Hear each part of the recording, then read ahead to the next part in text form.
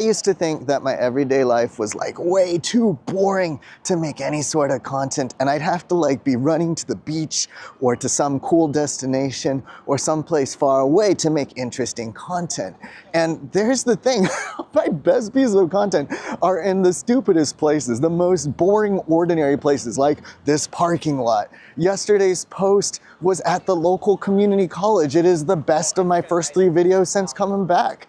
I'm doing a bad video a day for 100 days. Goal is 100 bad videos. And it's just wild how the ordinary beats the extraordinary. Like I went to Kyrgyzstan, I went to Costa Rica, I went to Japan, I made content. You know, it doesn't do that good somehow. And I'm gonna break down 3 things that make ordinary content pop. So the first one is you gotta be relatable. Relatable content wins. Like, it's really cool to go to cool places, but honestly, unless you're a travel vlogger and that has to be your thing, it just doesn't work as well. The other week, I was dog sitting a pregnant dog, and that dog had babies. Not recommended. It was not good for work, sleep, or life, but it was amazing. I mean, it was beautiful. I had such a cool time. A miracle of life, God's creation. Oh, it was so cool. However, those posts, I wrote some about it. I did some writing. I talked about, man, this is crazy. I got to see puppies get born. The first one did wildly well. I just typed something ridiculous on LinkedIn. It was basically, OMG, I'm dog sitting a pregnant dog and she just had 4 puppies. What do I do? I posted a picture of the dog with the puppy next to it. The LinkedIn friends went crazy. It's my second best post of all time. Comments, follows, relationships, all these chats going on in the comments. It was wild. But you know, it was just that one. And it's the ordinary things that I've written about on LinkedIn and that I'm making content about generally that pop off and do better than that. Better than that. It's just kind of crazy to me that I made a post about how during the pandemic I drank a Shamrock Shake at McDonald's every day because I was so stressed out. And that was super relatable because we were all stressed out. We all picked up some weird, unhealthy habits to coping mechanism kind of stuff. I gained so much weight. I'm still having trouble losing it off. But that was a thing. I wrote a post about how I came up with a clever trick to make myself drink more water. I put a disposable Starbucks cup full of water in my fridge because I realized I drink more water when it's ice cold, and that cup fits in my fridge because my fridge is mad crowded, but it slides into the door in this one tiny spot that no one ever takes. So it's like, oh, that works. All right, and that was super relatable, and so it did surprisingly super well. Better than puppies. Better than overseas travel, better than a heck of a lot of other stuff. And it's just crazy, but relatable wins. A new guy just joined our LinkedIn writing community that I'm in. And by the way, if you want to join that community, I'll put the link in the comments. I am an affiliate. It's not my community, it's Colin's, but I am the #1 helper in the community. I'm campaigning to be his admin or his mod or whatever, assistant, vice president. But someone just came in and he's like, I'm worried that my content won't be interesting because I'm not very interesting. I'm like, bro, it's always the stuff we think that are boring that does really well, because also, one, there are great stories in it. You just gotta look for it. Like every stand-up comedian, you watch stand-up comedy, they make the best jokes out of the most ordinary stuff. Dave Chappelle, that guy, Nigel Ng, they just talk about the most normal things, Chinese food. You just go into it, right? I won't go far there. But just looking around, making observations, it's super relatable stuff. And that's what makes people click with content. Oh, I know exactly what you're talking about. Oh, that makes people gel with it, and that makes it do super well at the end of the day. But the second thing that content can be is it needs to be relational. So first of all, I say make relatable content, but What I mean, what's the difference between that and being relational with your content? If you have a memory for who your people are, as they comment on their videos and they talk to you, if you comment back and talk about that, people get excited. So I have a subscriber. Her name is Van Girl Cheryl. Van Girl Cheryl has been living in a van, and she lives that van life.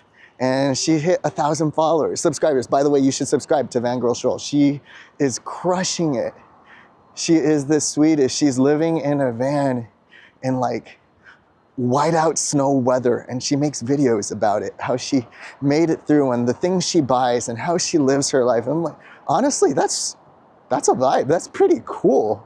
Van Girl Cheryl is living the life, man. But you see what I'm doing right there? I'm calling out Van Girl Cheryl.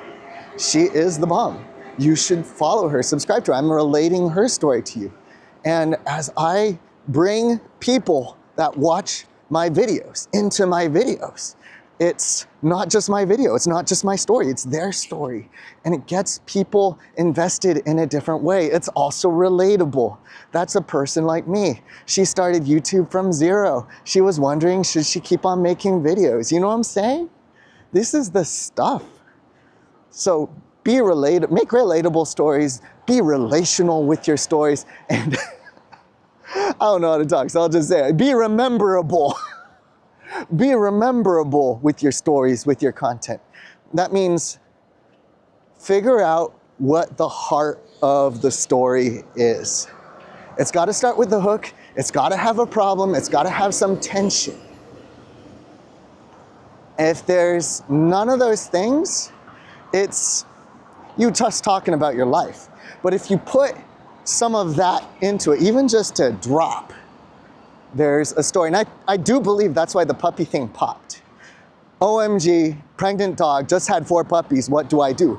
Mad suspense, big problem, wow. Oh, I remember my last sentence of that. I said, I haven't had a dog since 16 years ago. Gotta figure this thing out, guys. People are like, oh my gosh. And you think about all your favorite shows, that's what they're doing all the time. So you bring a hook in, you start with an exciting part. My favorite example of this, if you haven't watched it, watch the first 5 minutes of Mission Impossible. Go to movie clips, I'll put a link in the description. But they just start with the biggest problem, and Tom Cruise's character, for the first time at the opening of the movie, is completely out of his depth. And it's just a brilliant sequence. Philip Seymour Hoffman is the villain. He is, in my opinion, the best Mission Impossible villain. And I will also say Mission Impossible 8 was a good movie, but a letdown. Dang it, Tom Cruise. But be rememberable, be memorable. Make the story work by making sure it's got a problem, it's got stakes, it's got something happening. But here's the thing, do you got stress in your life? Do you ever worry about stuff? First of all, that's normal. Second of all, that's why we need Jesus. But third, I won't go into that today. But third, that means you have things going on with real stakes. There is something at stake if the problem doesn't get resolved. It can be as crazy as, does the rent get paid? Does grandma live? Do I make it through the day? Do I keep my job? To something as minor as, will dinner be done on time? Will the laundry get folded? I mean, that can be kind of really something, you know? But that's relatable stuff. That's relatable stuff. So remember, your life is full of interesting things. And unless you're a travel vlogger, you don't gotta be going to crazy new places all the time. Thank God I don't have to have 8 puppies. Finally, there were 8 puppies at the end. But I don't have to have 8 puppies every week to make interesting content because the things I wrote about the water cup, about the Shamrock Shakes, about pie. I had a post that I talked about the other day. I talked about pie. It was 9 words. It did crazy well because everyone has an opinion about pie. What's your favorite pie? Drop it in the comments if you're watching this far. You're a real one. You're a real one.